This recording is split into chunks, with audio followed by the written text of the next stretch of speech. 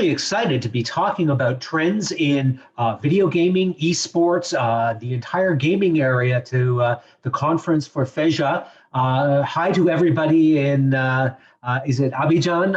I've read about your city and I've always wanted to go to Côte d'Ivoire, maybe not this year with COVID, but perhaps in a future event. Joining me today is Chris Arkenberg. Chris is actually the lead author of a number of predictions on gaming and esports in most recent years. I'm Duncan Steward. I've been co-author of predictions now going back to 2007, sometimes on gaming, sometimes on other trends. Chris, thanks for joining us today. Thank you, and thanks to everybody for having us. We're really happy to join you virtually. So I'm going to start off with what seems like a relatively obvious and high-level question, but what are some of the consumer trends we're seeing for video gaming in 2020? And I guess this incorporates some COVID data as well. Yeah, so one of my, I'm a research manager in the Deloitte Center for Technology, Media, and Telecom. And one of the things we do every year is we run a survey of US consumers. It is our Digital Media Trends Survey. And 2020, of course, is such a unique year that we ran 3 surveys, one at the start prior to COVID-19, and then 2 more to kind of get a sense of how things were evolving in this, again, very unusual year. So I love this slide because it kind of touches a little bit on the depth and breadth of video gaming. Again, this is for US consumers. Some of the really interesting things that stood out here, one on the right side where we have all of our respondent counts, notice this kind of demographic trend where this blue square, in general for video gaming and for esports, we do see this large sort of curve of much higher participation in younger generations, although as we'll see, that's sort of flattening out to a degree. But over here on the left, a couple really interesting things. Both Gen Z and millennials ranked very highly that video games help them stay connected to other people. We'll get into this a little bit, the implications of the social media that is video gaming. Video games have helped me get through a difficult time. It's meaningful for people as a way to potentially escape and connect. And this one's fascinating. Video games are my favorite way to pass time. In our Digital Media Trends Survey, we don't just talk about video games, we look at all types of different media. And what we see over and over is that video gaming and esports, both playing and spectating, is taking a larger and larger share of entertainment time. Yeah, I'll notice, Chris, that those numbers are just a shade under 50%, the ones inside the bluey green square there. I mean, yeah. You kind of roll that forward a year or two and you'll start seeing that literally the dominant answer will start shifting up into the 50s. Yes, and behind that, over the past few years, we do see that curve going up and up. Okay. Now, a couple of other interesting points. We talked about game time. Among our US gamers, they play nearly 20 hours a week on their smartphones, 17 on consoles, 16 on PCs. Those are some big numbers. That's, getting into sort of television numbers. Again, more than 60% of gamers like to socialize through video games or while playing them.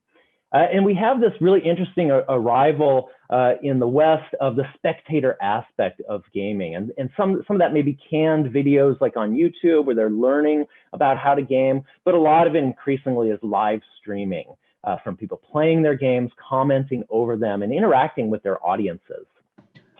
Oh yeah? Sorry, Chris, just a thing. More than 60% of US gamers like to socialize with others while playing video games. If I recall, this survey doesn't look at kids. Like, we're not asking 10-year-olds, right? This is just 18 and up. 14 and up. 14 and up. So but we nonetheless, do start to get at that. I'm thinking of those sort of 6 to 14-year-olds. They're probably even more social than that, right? Yes. And I know anecdotally plenty of parents that, watch who their kids socialize with through their video games. It's definitely fascinating. As we mentioned, we do have this sort of demographic bulge in the younger generations, but we find that Gen X is really close in a lot of ways. We grew up with some of the first consoles and arcades, and increasingly boomers and older generation folks are spending more time playing video on their smartphones. Now, sort of brief snapshot of the market. The takeaway, there's a couple takeaways, but one of the big ones here is that 2020 has seen a lot of growth, much more than the normal year. The industry was already ticking along pretty steadily, but we've seen this big boost because, particularly in America, North America, and Europe, of these kind of stay-at-home norms that have emerged from COVID. A lot more people spending a lot more time playing video games, and that is driving a considerable revenue boost. Notably, 50% of this, even more, is from mobile gaming revenues. And oftentimes these are free-to-play games that then have some monetization strategies built on top of that. On the sort of the green column here, you see that the bulk of it is still an Asia Pacific sort of set of revenues, followed by North America. But down at the bottom here, you see this Middle East and Africa. Granted, it's a small part of the market, but look at that 30% year over year. That is super fascinating. We see this kind of consistent growth across mobile, consoles, and PC. And right now, we've got the new wave of consoles that are being released, and that will likely drive further engagement and more revenues across this market. Oh, I see my slide wasn't there. Well, Duncan was going to ask me about my esports prediction, but I forgot to unhide that slide. Why, yes, Duncan, I did write a prediction on esports back in 2018. We were looking at the 2019 market. That was right about the time that here in the States and in Europe, esports is really starting to get a lot of buzz. It was starting to become something more than just this export from Asia Pacific.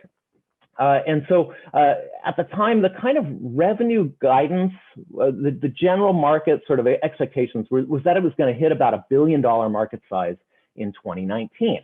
And here in the States, that was really launched by the new North American franchise leagues for Overwatch, for example, League of Legends, and that those were driving a lot of excitement, a lot of buzz, and a lot of engagement. And then, of course, a lot of merchandising and rights coming around to follow that. So kind of looking at esports, this is sort of just a rough overview of the ecosystem. Many of you probably are aware of this. It's really on the right here, this games, players, teams, leagues, broadcast media, and then all the fans and brands. And that's sort of a very broad sense of the ecosystem. But again, it's expanded quite a bit beyond Asia Pacific in the last few years. It's generally been PC and console, but we see more and more mobile is becoming a viable esports platform, not just in Asia Pacific. One of the things that we really got excited about over here is that all the traditional sports started piling into this. Their players were playing virtual versions of their games. They were investing. You had team owners and suddenly becoming owners and investors in esports teams. We had our North American leagues launching, and all of this brought a whole bunch of interest from traditional media and then all the brands that flock around them. And really, a lot of this kind of boils down to this is where the young people are at. And this is a way to access those younger generations. Now, we got this kind of spread of sort of where the revenue comes from. Again, it's really media rights and sponsorships, and that is the bulk of this industry right now, with this sort of long tail of publishers' fees, merch, digital, and streaming. You'll note really quickly, I'll come back to this, merchandising and tickets is notable in 2020 for impacting the value of this global market.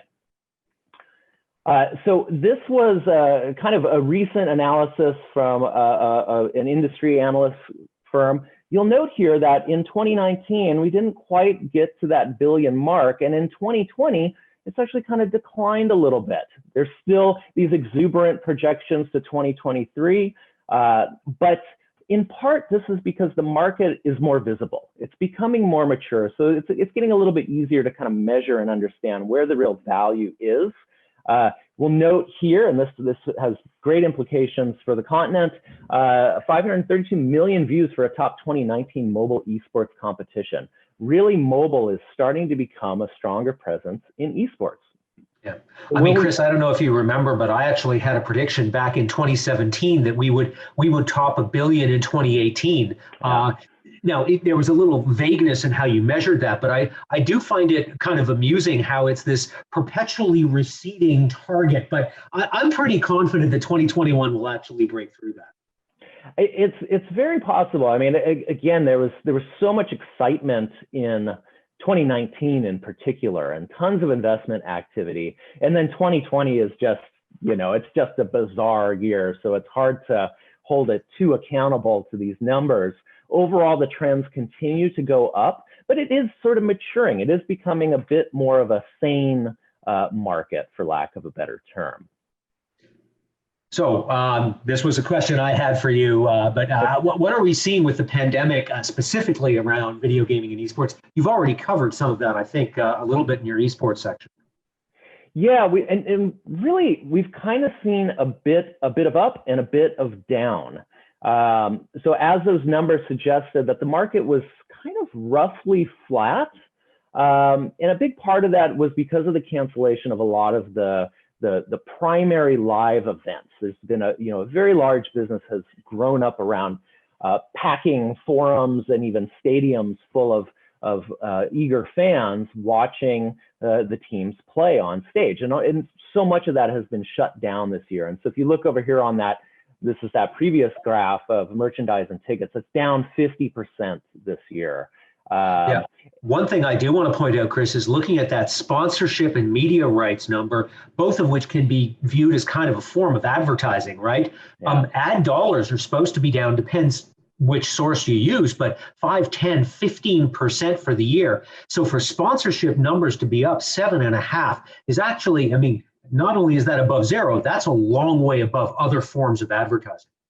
Well, and then when we look further down on that long tail of this graph, where for digital and streaming, see those big percentage growth numbers there.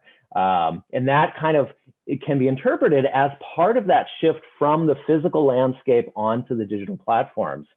We saw some really interesting things with certain traditional sports that had gotten shut down by COVID, shifting on to virtual versions of doing esports competitions. We've seen this in racing, I think was one of the really interesting examples. And at the same time, we have basketball players, world famous basketball players moving on to their favorite shooters and live streaming their play to very large audiences on their own sort of personal live stream channels. So kind of like, video games, esports has really been lifted in a lot of ways as a spectator sport, as something that people staying at home playing games can maybe potentially level up into a possible professional opportunity. And then at the same time, we have this still dependence on large scale in-person events that has sort of dragged the revenues down a bit. But overall, the market still seems to be quite strong. Okay, this is my question to you. Obviously, we're presenting at an African conference. I know there's not a lot of data out there, but any thoughts? Yeah, I think it's really fascinating. Africa has, obviously tremendous opportunities and potential, and some significant challenges as well. One of the things I see a lot is this idea of Africa's youth population. It's one of the, if not the largest in the world across the continent.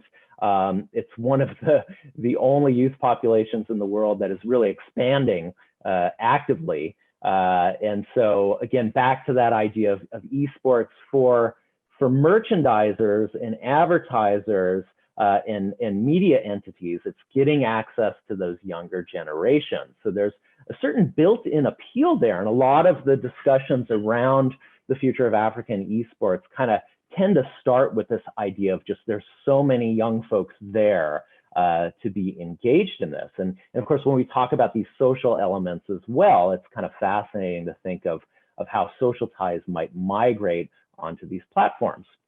Now, at the same time, we've got Nollywood, for example, and Afrofutures, and more African storytellers are exporting their experiences and their insights and their visions around the world. So there's more recognition of the continent being a place for very rich media and entertainment. And that kind of can naturally expand to include something like the video game market and the esports on top of that. Now, another thing that really is very frequently mentioned is that, Africa has such a strong mobile adoption, and in some cases it's kind of leapfrogged the PC world, and there's not as much sort of gaming consoles as well. So it's this very large, potentially addressable market of smartphones, of mobile devices that can run these games. Now, the counterpoint to that is that those are dependent on networks. And particularly if you're social gaming, if you're having very fast click esports competitions, you really start to fall back on a dependency on strong networks. And if you're mobile, that tends to be strong wireless networks. So in Africa, I think there's still this build out of 4G and maybe an anticipation of a possible 5G build out. And I know one of our big co-sponsors here for this event is fairly actively engaged as a French telecom in helping build out. But that may be one of the key sort of infrastructure elements that is necessary to support the next generation of a truly native African esports landscape. And then within that, it's sort of, how do you enable more payments, more microtransactions? Again, this is kind of part of that mobile payments model. How do you wire it up to banking on one side and potentially game developers and providers on the other side? And then also within Africa, I know there's a strong sort of gambling marketplace around esports and video gaming. And gambling always has challenges in how we effectively navigate that. And we're starting to see more of that happen here in the States as well, where we've kind of legalized some aspects of gambling. And it's always a little sticky to kind of get through that. So that's kind of the, building the networks, getting the people on the games, and then figuring out how to manage and regulate those kind of financial elements of that. So I think, one of the things when we talk about gaming, I'm going to shift over to you here, Duncan. When we talk about gaming in general and esports, it kind of lives in this attention economy, that it's in competition with so many other things vying for our eyes and vying for our attention. So Duncan, when you're looking at media consumption, and in particular these kind of work from home trends, like, does that have impacts on gaming in your view? Well, let's start off with, there's this old phrase that this is actually a political science thing, but where you stand depends upon where you sit. So I've updated that for the time of COVID and media consumption. Next slide, please, Chris. How you consume media also depends on where you sit. The point being that if you're a commuter, if you're in a car, if you're on a bus, if you're on a metro, that determines certain things about what devices you use and what content you consume. Equally, if you're at home much more of the time, that shifts stuff around. And I've got a few thoughts around this that I kind of wanted to share, because there's a lot of moving pieces. Now, the first thing is, fairly obviously, during lockdowns, we're seeing some of this stuff emerge in real time. But what's much more interesting to me is the whole work from home or work from anywhere thing, in terms of it becoming a new and permanent feature for literally hundreds of millions or maybe even billions of people worldwide. Not every job, but there are many jobs out there where employers are, my wife just happened to do some research on this separately from Deloitte, but my wife Barbara did some research. 85% of companies that she interviewed are planning on a hybrid work from home strategy going forward. Not everybody stays home all the time. Not everybody goes to the office all the time. It's going to be a mix. And I think that possibly over the next decade, the single biggest factor in media consumption and device use and gaming as a part of that will come out of this whole work from home shift. Next slide, please. So here's an example of the lockdown angle on that. In the US, there's a public radio called NPR, and ratings completely collapsed. People didn't spend time in cars, so they didn't listen to NPR. They could, Chris, have listened to NPR from home. People do, but they didn't. And I really want to capture that idea because I think a lot of people in different forms of media out there are, well, sure, people could easily do this from home or somewhere else. But we really want to look at what human beings do because that tells us something really useful. Next slide, please. One of the things that's real interesting out there, this won't apply to gaming yet. I'm going to tie it, well, maybe it does. What we're seeing, this is data from China. And this is obviously before you kind of have a vaccine. But there was this just massive shift. Bikes were kind of unchanged, but not a lot of people, I hope, are playing games while they're riding a bicycle. But we see this massive shift. 56% of people before COVID were on bus metro. Well, you can play games there, and now they're in private cars because of fear of infection. And you can't play games there. Equally, losses in taxi and car hailing. Once again, those are places where I've played games in the back of a taxi before. I've never done it when I'm driving. So let's think a little bit over the next year or two as vaccines slowly roll out around the world. We could see easily a 1 or 2 year shift away from buses and metros and equal, public transit. To sole vehicle, where that's going to be a shift. Next slide. This is just a fun slide. This is kind of, I love getting into the weeds on the detail here, but take a look at this. This is from France before the most recent lockdown. But if you take a look at the traffic levels during the week, the orange line shows that congestion in France, road congestion, was actually higher than it was in 2019. And you can see those little morning and afternoon spikes repeatedly. Same data in much of North America, China. I've seen the same, even in some Latin American countries.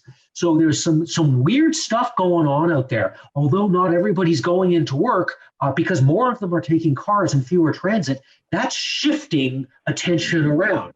That's going to be good for podcasts about gaming, but maybe worse for the actual games themselves, as an example. Next slide. Duncan, it's just, again, it's so interesting. We're converging here or convening here towards the end of 2020. And this is such a strange, unusual year that across all the different research we've been doing, we see trends that are being rapidly accelerated in all sorts of interesting areas. And some of them really look like they could have this staying power. And yet when we get on the other side of this, there's so much uncertainty about where we're going to land and what's really going to stick and what's going to fall back. Just as an example on this one, do I believe that people will stay away from transit because of fear of infection for the next year? Oh yeah, 100%. We can already see that out there. 2 years? Sure. 5 years? Ooh, no idea. So there's a lot of uncertainty. Next slide. So, this was a fun one. I cropped it, and there's no title on it. But this is where do you play games? Where do you play? I think it's mainly mobile games, but I think it was all sorts. And you can see that a lot of gamers are playing while watching TV or relaxing at home or bedtime or when you wake up. But a couple of interesting ones here.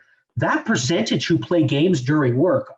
One, I hope your boss doesn't find out. But number two, if you're working from home, I can see a whole lot more people gaming a little bit on the side, so that could drive that up.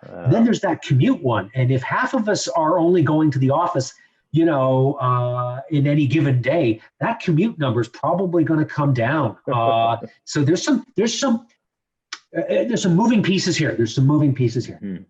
Next slide. So Duncan, you've written a bit on traditional TV and radio. Which is a fascinating topic because it's so easy for us, in the heights of technology to dismiss the things that are actually still very popular.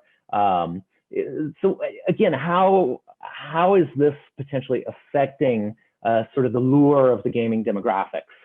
Well, it's a funny thing because I just showed you a slide that said, 70% of people actually game while they're watching TV. So yeah. One would think that they're substitutive, and they are not completely. A lot of people out there are multitasking. Mm-hmm. Let us, though, say, Chris, at a high level, by and large, if TV and radio do well, that's less good for gaming And if TV and radio are losing audience, especially younger audiences, by and large, that tends to be a win for gaming. At a high level, I think most people would agree with that. So here's a fun slide. This is from Nielsen, and this was in the very early days of the pandemic, so just April. And it's showing you by time of day. And what we see is, especially if you look at that, the 6 to 11-year-olds, the 12 to 17-year-olds, holy cow, 250, 300% spike in TV usage in certain markets. Now, that was because, remember, now, Chris, you'll know this being in the US as you are, but in the US, in the early days of the pandemic, in the first lockdown, a lot of schools were closed and kids were at home, whereas in the second lockdown, semi-lockdown, schools are open, right? So there's a bit of a difference going on.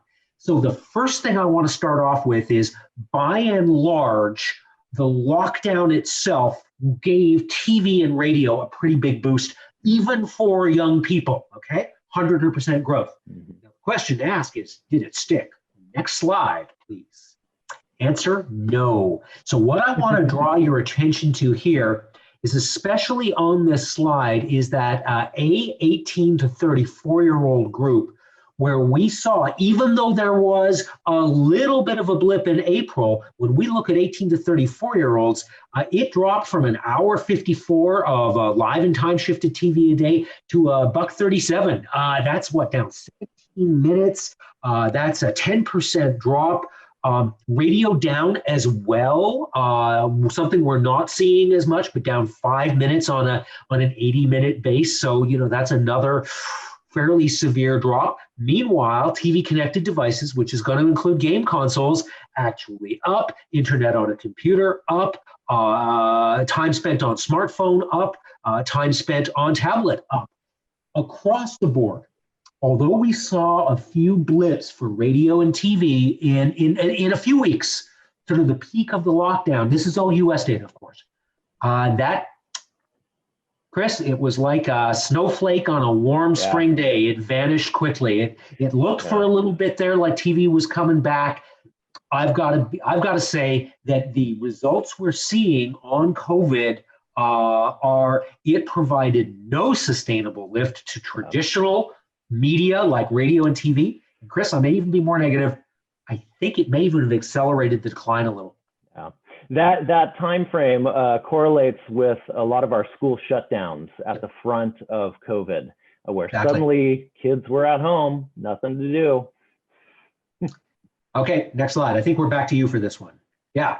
Yeah, we've only got a few more minutes to kind of look at a big topic.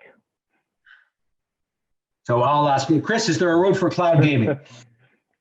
So we did a big sort of research report on this, cloud gaming, the future of social interactive media. Cloud gaming is super fascinating. There's a ton of buzz about it. Maybe the real top takeaways are it probably is the future, given that so much of our media has continued to dematerialize, get onto the web, and turn into some streaming vehicle. Gaming is pretty different because you're going upstream, you're sending inputs upstream to a cloud that then has to update an engine for every participant in potentially 100 or 1,000 person game instance. So there's a big infrastructure play that is necessary underneath it, which is why you only see the big hyperscalers really trying to own this place. They're the ones that can do distribution at this scale. They're the ones that can develop the AI to try and optimize and coordinate everything across so many players. It is really, really challenging. And there are differences if you're trying to stream gaming, say, to a mobile device with a little screen and a fairly simple game, maybe playing against a few other people, versus a 4K or 8K television in a massively immersive landscape, type of multiplayer game.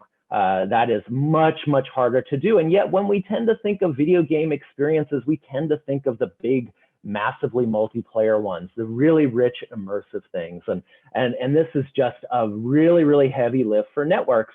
And another kind of element of this, just before we wrap up, is that you have a lot of these the new cloud players, some of them have a good gaming pedigree, some of them do not. And there's a very large and very successful gaming industry that is sort of maybe playing along, maybe going to do their own thing, maybe unsure of this new competition. So very, very fascinating. Probably not going to solve all of our problems and challenges with gaming anytime soon, but definitely keep an eye on this space. Great, Chris. Thank you so much for joining us. I think you did most of the heavy lifting on this call. Thank you. Great slides, great commentary. I thought really useful customization as well. So I'd like to say thank you to my colleague Chris. I'd also like to say merci beaucoup à tous, to the entire audience. Et bonne journée, and thank you, and hope to see you next year. Yes, thank you, Duncan, and thank you, everybody, and merci beaucoup.